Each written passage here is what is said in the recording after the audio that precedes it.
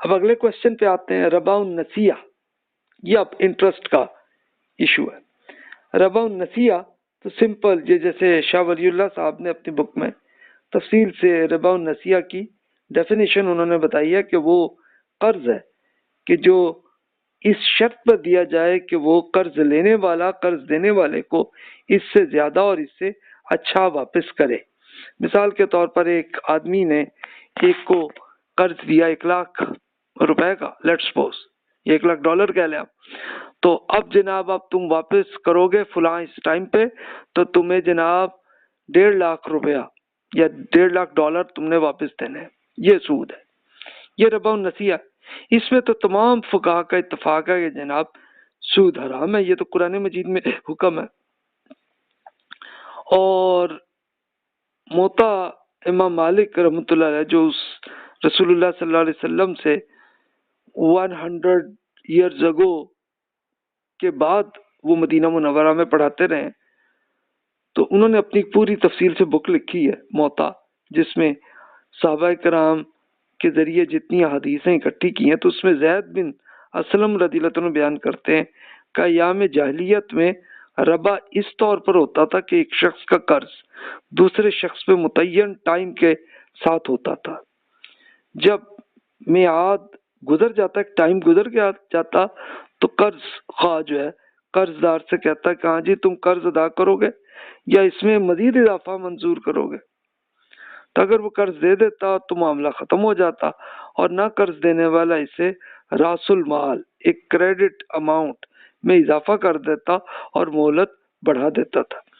یہ دیکھیں اس زمانے کا سینیریو وہی تھا کہ جیسا آج کل بھی بینکوں میں بھی یہی ہوتا ہے کہ اگر آپ ایگزیکٹ ٹائم تک اگر آپ نہیں دے پائیں گے، جیسے کریڈٹ کارڈ میں آپ نے پیمنٹ کر دی تو انہوں نے یہ طے کیا ہوا ہے کہ جناب یہ جو نیکسٹ منتھ کے فرسٹ ڈے تک آپ نے اگر پیمنٹ کر دی تو کوئی آپ کو ایڈیشنل کوئی آپ کو اضافہ کچھ نہیں دینا، بس جتنی پیمنٹ ہے بس وہی دے دیں۔ لیکن وہ ٹائم گزر جائے تو اتنا ہی پھر انٹرسٹ آنا ہوتا ہے، اور پھر کمپاؤنڈ انٹرسٹ پھر ہوتا جاتا ہے، جتنا ٹائم بڑھتا جائے گا اتنا ہی زیادہ ملٹیپلائی ہوتا جائے گا، یعنی سود پر بھی سود لگتا جائے گا، سود پر سود جسے کہتے ہیں، تو وہ سینیریو تھا۔ تو اس کے لیے اللہ تعالیٰ نے واضح طور پر بتا دیا سورہ بقرہ میں کہ جناب یہ سود جو ہے یہ کتنا بڑا جرم ہے جو یہ کر رہے ہیں۔ قرآن مجید میں ارشاد ہے 275 آیت ہے سورۃ البقرہ کی، فرمایا الذین یأکلون الربا لا تقومون الا کما یقوم الذی یتخبطہ الشیطان من المس ذلک بأنہم قالوا انما البیع مثل الربا وأحل اللہ البیع وحرم الربا فمن جاءہ موعظۃ من ربہ فانتہى فلہ ما سلف وامرہ الی اللہ ومن عاد فاولئک اصحاب النار هم فیہا خالدون۔ اس کے برخلاف جو لوگ سود کھاتے ہیں تو وہ قیامت میں اٹھیں گے تو بالکل اس شخص کی طرح اٹھیں گے جیسے شیطان نے اپنی چھوت سے پاگل بنا دیا۔ یہ اس لیے کہ انہوں نے کہا کہ جناب یہ جو تجارت بزنس ہے یہ بھی تو آخر سودی کی طرح ہے نا، تو تعجب ہے کہ اللہ تعالیٰ نے بزنس کو حلال اور انٹرسٹ کو حرام قرار دیا۔ اس میں کوئی شک نہیں کہ اللہ تعالیٰ نے اسے حرام ٹھہرایا ہے، لہذا جس سے اس کے رب کی وارننگ پہنچ گئی اور وہ بعد آ گیا تو جو کچھ وہ لے چکا اس کے خلاف اس کی دنیا میں تو کوئی اقدام نہیں ہوگا، اس کا معاملہ اللہ کے حوالے ہے، اور جو اس تنبیہ کے بعد بھی اس کا اعادہ کریں گے یعنی دوبارہ اسے کریں گے تو پھر وہ جہنم کے لوگ ہیں، اس میں ہمیشہ رہیں گے۔ یہ آخرت کا اللہ تعالیٰ نے بتایا کہ یہ رزلٹ ہوگا، تو یہ تو کنفرم ہے۔ اس میں ربا النسیہ اسے کہتے ہیں۔ ربا النسیہ وہی ہے کہ جو آپ کریڈٹ پہ جو بھی ٹرانزیکشن کر رہے ہیں تو اس میں جو بھی ایڈیشنل مل رہا ہے وہ انٹرسٹ ہے، سود ہے۔ انگلش میں انٹرسٹ کہتے ہیں، عربی میں الربا جو قرآن مجید میں لفظ ہے، اور اردو میں آپ سود کہتے ہیں اسے۔ تو یہ بالکل اس میں تو کوئی اختلاف ہی نہیں ہے کسی اسکالر میں. لیکن ایک دوسری قسم کا ایک ٹرمینالوجی ہے ربا الفضل. تو اس کی حقیقت کیا ہے؟ اچھا، کچھ اسکالر اس کو حرام کہتے ہیں، کچھ اس کو کہتے ہیں کہ جناب یہ کوئی سود ہے ہی نہیں ہے. تو اب وہ چیز کیا ہے؟ ربا الفضل سے مراد وہ زیادتی اور اضافہ ہے کہ جو ہم جنس چیزوں کی دست بدست یعنی کیش ٹرانزیکشن میں ایک دوسرے کو فوراً دینے سے حاصل ہو. مثلا 1 کلو گندم آپ نے لی ہے اور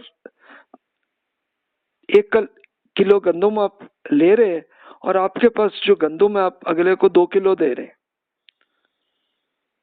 تو جناب اسی طرح ایک تولہ چاندی کے عوض ہے تو 2 تولے آپ چاندی اس کو دے رہے ہیں. ایک ایگزامپل ہے. تو اس لیے حنفی فقہا جو ہے وہ یہ کہتے ہیں کہ جناب ہم جنسیت کی یہ ایک سائز جو ہے اور وزن کے ساتھ برابر ہونا چاہیے. اگر اس میں فرق ہے تو یہ سود ہوگا. یعنی یہ بالکل آپ نے وہ یہ گندم میں چاول میں آپ نے بہت یہ ٹرانزیکشن دیکھی ہوں گی آپ نے کہ جناب آپ کے ہاتھ آپ کہتے ہیں جی یہ میرا چاول تم لے لو، اپنا چاول دے دو. آپ بے شک اسے 1 کلو لے رہے ہیں، اگلے کو 2 کلو دے رہے ہیں. مثال ہے، یہ ہوتا رہتا ہے، یہ ٹرانزیکشن ہوتی رہتی ہیں. تو حنفی فقہا کے ہاں جناب یہ بھی سود ہے کہ جو آپ اس میں اضافہ دے رہے ہیں. اس کے لیے پھر وہ دلیل پیش کرتے ہیں ایک بخاری کی حدیث سے.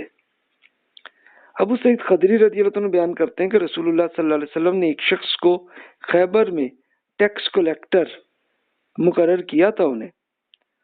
تو وہ جناب اب کھجوریں لے کر رسول اللہ صلی اللہ علیہ وسلم کی خدمت میں حاضر ہوئے.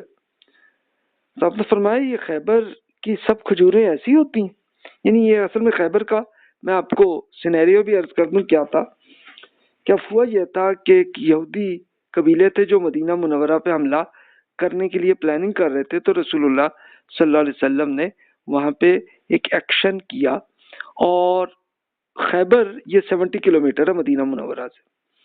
تب وہ ان قبیلوں میں وہاں پہ جو یہودی تھے انہوں نے بہت اچھے قلعے بنائے تھے اور وہ آج بھی اویلیبل ہیں. آج بھی آپ گوگل میپ میں ابھی آپ دیکھ لیں. اچھا، اس میں ہوا ہے کہ صحابہ کرام رضی اللہ عنہم نے صحیح ایک ایکشن لیا، فتح ہو گئی.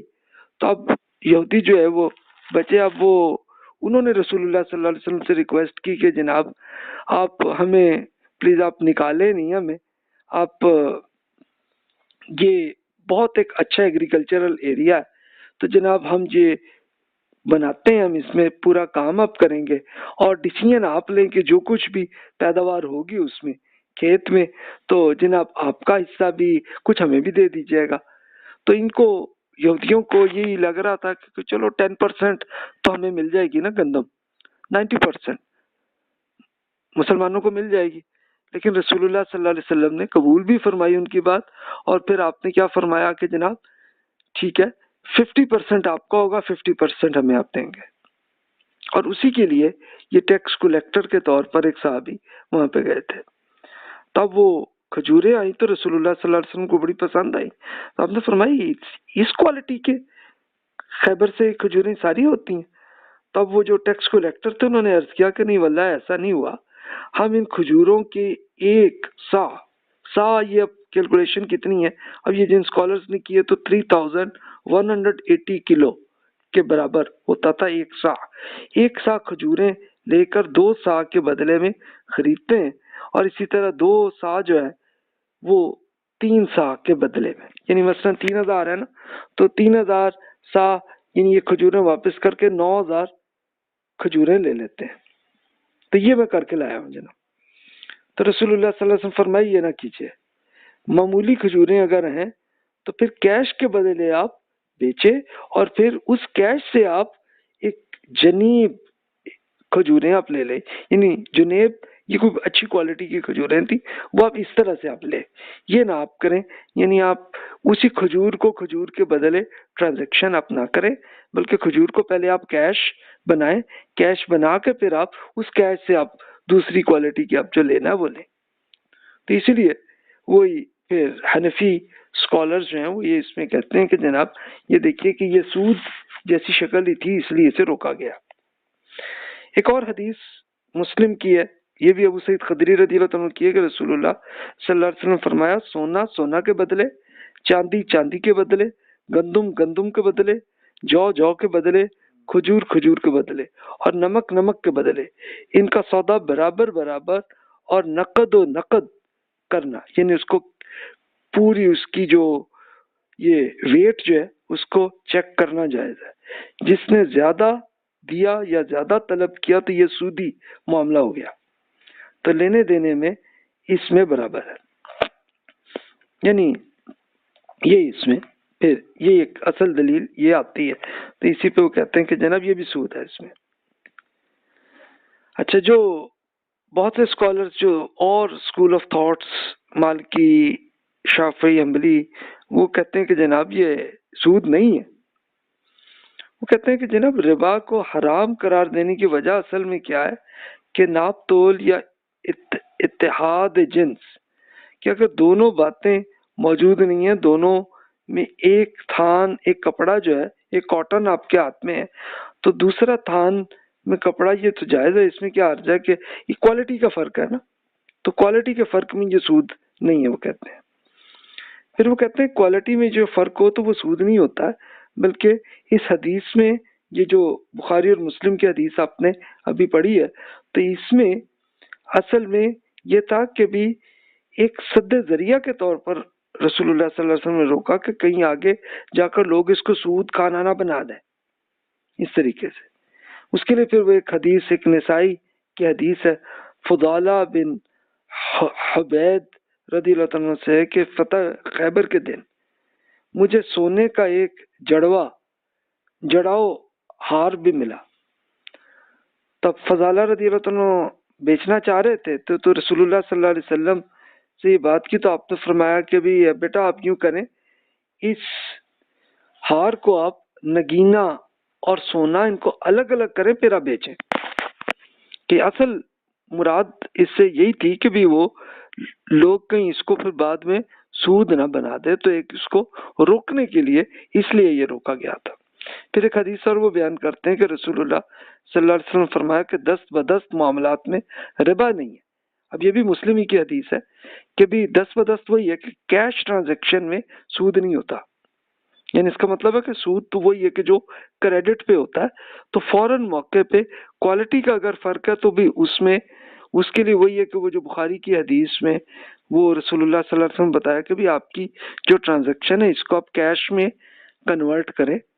کیش میں کنورٹ آپ کیسے کریں گے؟ یعنی آپ بیچیں گے اپنی چیز کو، اس میں کیش آ جائے گا آپ کے ہاتھ میں، پھر اس کیش سے آپ نے جو خریدنا خرید لیں، دوسری کوالٹی کا آپ گندم لینا چاہ رہے ہیں، چاول لینا چاہ رہے ہیں، جو بھی لینا لے لیں۔ تو ارشاد فرمایا پھر اگر جنس منتخب ہو جائے تو جسے چاہے لین دین کر لیجئے، بشرطے کہ یہ تبادلہ دست بدست یعنی نقد و نقد ہو۔ یہ بھی مسلم ہی کی حدیث ہے کہ ایک ایسے موقع پہ کہ جب آپ کے یہاں یہ وہی ہے کہ جنس مختلف ہو جائے، فرق آ جائے، تو فرق آئے تو پھر آپ فوراً کیش ٹرانزیکشن ہی کریں، اس کو کریڈٹ نہ کریں۔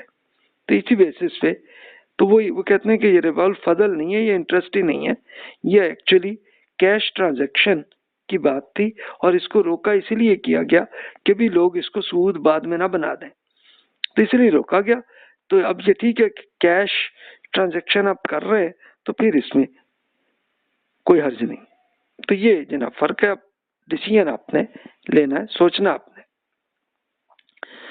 تو جناب میرا خیال ہے ڈسکشن کافی طویل ہو گئی ہے، تو ابھی جو اور کوشچن میں نے آپ کی خدمت میں عرض کیے تھے تو اس کو پھر بہتر ہے کہ ہم اگلے لیکچر میں ڈسکس کرتے ہیں کہ وہ اس میں کیا چیز جناب درست ہے کون سی نہیں ہے، اس کو انشاءاللہ اگلے لیکچر تک کور کرتے ہیں۔ جزاک اللہ خیر واحسن الجزا۔ جو بھی کوشچن ہے بلا تکلف ای میل کر لیجیے گا۔ السلام علیکم۔